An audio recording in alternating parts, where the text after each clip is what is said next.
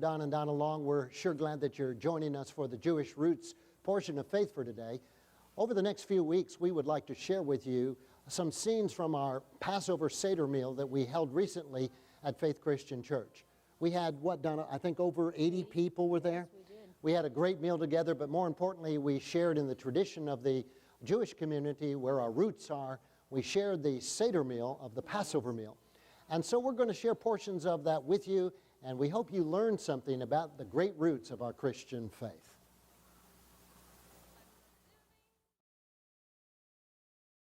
Everything about the Passover meal, the Seder, was to remind us of what happened those thousands of years ago.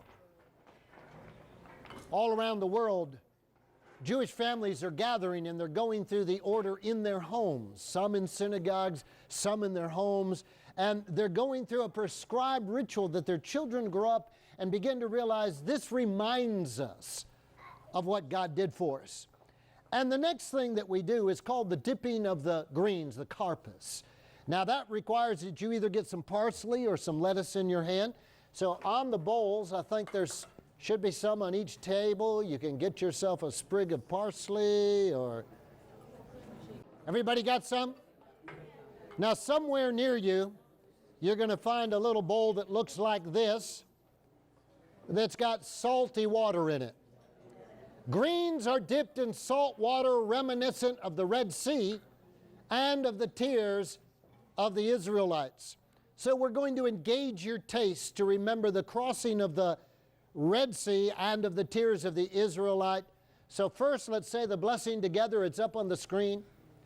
Baruch atah Adonai Eloheinu melech haolam. Blessed are you, O Lord our God, King of the universe, Creator of the fruits of the earth. You just dip it in and then you can go ahead and enjoy eating it. And if your water's not salty enough, I'll add some more to it. We come to a period where they have the breaking of the middle matzah. And what we do is we take 3 matzahs and we put them into a specially designed holder. You could use napkins, but they have one that's got like 3 pockets. And we place 3 matzahs in there to be used during the meal. And then they will take the 3rd matzah to break it. Why 3 matzahs? Why not 4? Why not 2? And why not 1? Well, if you look up there, we're going to find some suggestions. One of the suggestions is that the 3 matzahs represent Abraham, Isaac, and Yaakov. The second suggestion is that the 3 matzahs represent God, Torah, and Israel. Wow, that must be rabbi number 2. And then a third suggestion from the rabbis was, well, the 3 represent the Kohanim, the Levites, and Israel herself.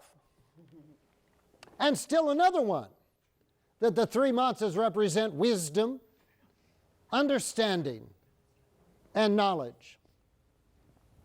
Now, you know, as I read through the rabbis, I would see those things, but it always left me with a question.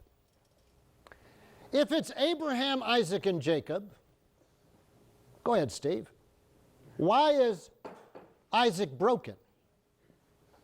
Why do you take that middle one out and break it? What is the symbolism of Isaac's life that is broken? And I have yet to find an answer why Isaac is broken, but I mean, our Jewish friends, we just break the middle matzah. Well, if it's Isaac, why are you breaking him? And if it's God, Torah, and Israel, why are you breaking the Torah? If that's the middle matzah, why do you take Torah out and break it? And if it's the Kohanim, the Levites, and Israel herself, why are the Levites broken? And if it's wisdom, understanding, and knowledge, what is it about understanding that's broken? And this tradition of the 3 matzahs. I've asked a number of my Jewish friends, well, what does it mean? We don't know. We do it. And I love to say, well, I have an answer I'd like to suggest as a Messianic Gentile. And that is that the 3 matzahs represent Father, Son, and Holy Spirit. And that in fact there is a reason why the Son is broken. Because Yeshua said in that Seder meal that night, this is my body, which is broken for you. And so they would take that 3rd matzah, the middle one, and they would break it in half. And they would place half of it back into the middle pocket. And then the other piece of the matzah, they would wrap in a linen napkin.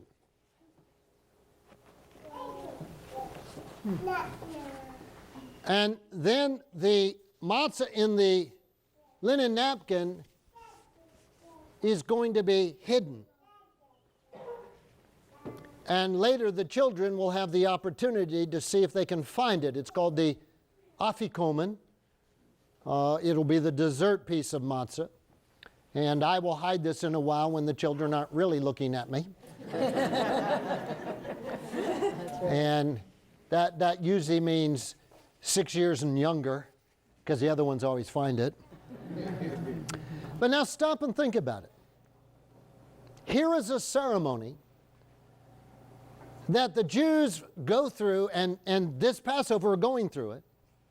3 matzahs in the bag, the middle matzah taken, broken, half of it is wrapped in a linen napkin and buried, only to be resurrected at the end of the service. My. I think Yeshua is written all over the Passover meal. And so when my Jewish friends say, why are you as a Christian celebrating Passover? I tell them it's because not only is it a very Jewish thing to do, its fulfillment is written all over in Rabbi Yeshua of Nazareth. Isn't that quite a story? My. The Lord is our shield. That's what it's all about. He's our defender. He's the one who watches over us. He's the one who protects us. And year after year after year, we come and we celebrate here something that started back in Egypt, but continues to go on even to this day. It says 2nd cup of juice is poured, but we already pre-poured them tonight. Didn't we do you a favor? And so the Passover story from the book of Exodus, in Hebrew it's called Shemot. Chapter 12, Adonai spoke to Moshe and Aaron in the land of Egypt. He said, you are to begin your calendar with this month. It will be the 1st month of the year for you. Speak to all the assembly of Israel and say, on the 10th day of this month, each man is to take a lamb or kid for his family, 1 per household, except that if the household is too small for a whole lamb or kid, then he and his next door neighbor should share one, dividing it in portion to the number of people eating it.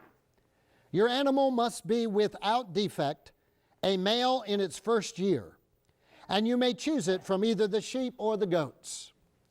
You are to keep it until the 14th day of the month, and then the entire assembly of the community of Israel will slaughter it at dusk. They are to take some of the blood and smear it on the 2 sides and top of the door frame at the entrance of the house in which they eat it. That night they are to eat the meat, roasted in the fire. They are to eat it with matzah and maror. Don't eat it raw or boiled, but roasted in the fire. Let nothing of it remain till morning, or if any does remain, burn it up completely. Here is how you are to eat it: with your belt fastened, your shoes on your feet, your staff in your hand, and you're to eat it hurriedly. It is Adonai's Pesach.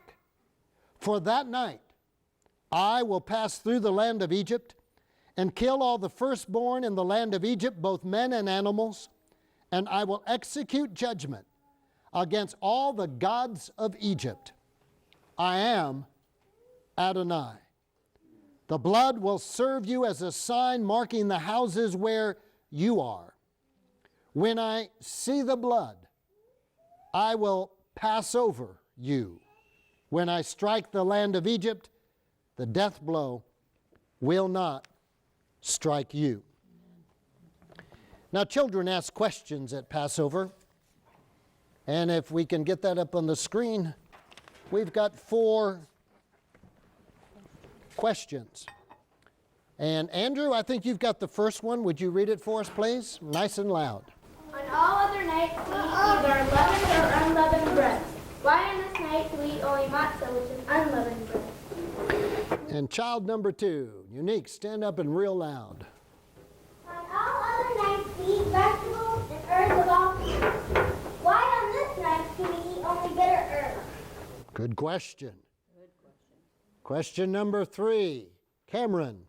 On all other nights, we never think of dipping herbs in water or in anything else. Why on this night do we dip green in salt water and bitter herbs?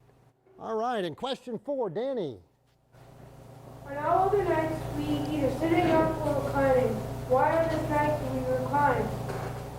Now, that's a good question, and that takes some explanation, because in a traditional Passover meal, we don't sit in chairs, we would recline. And when there are chairs today, it is accustomed to maybe put a cushion there or something like that, because that's how royalty did. Well, you know, the adults are supposed to have answers for that.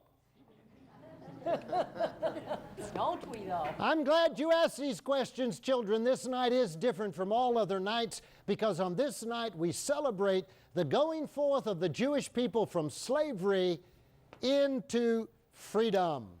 Adult number 1, Stacy. Why do we eat only matzah tonight? When Pharaoh let our forefathers go from Egypt, they were forced to flee in great haste. They had no time to bake their bread and could not wait for the yeast to rise. The sun, which beat out on the dough as they carried it along, baked it into unleavened bread called matzah. Well, adult number 2, that would be Peggy. Why do we eat bitter herbs tonight? Because our forefathers were slaves in Egypt, and their lives were made very bitter. And then adult number 3, that would be Tiffany. Why do we dip the herbs twice tonight? We dip the greens in salt water because it reminds us of the green of springtime. We dip the bitter herbs in sweet harasaf to remind us that our forefathers were able to withstand bitter slavery because it was sweetened by the hope of freedom. Yes. And finally, adult number 4, that would be Lisa. Why do we recline at table? Because reclining was the sign of a free man long ago. And since our forefathers were freed on this night, we recline at the table. Yes. That's a good thing to do. All right, next slide, we come to the second cup. The second cup is the cup of judgment. And as each of the plagues that were there is read, a drop of juice is put on the plate. Now, the way you do that, just put your soup bowl aside, and you can just take your knife and you just dip it into one of the cups and put a drop. You can use your spoon or fork as we recite the plagues. Now, that requires you to be really good, because you got to look when they come up there, and we'll say them together, and then we'll do it. So we'll look up there. Steve, stay in pace with us, because what we're going to do is we're going to say the plague as it comes, give us time to dip it, and then we'll go to the next one. To remember that there are consequences. There are consequences when the nations of the world make decisions not to follow God. And the first plague, blood, frogs, a little slower, gnats, flies, cattle disease, boils, hail, locusts, darkness, slain of firstborn. My.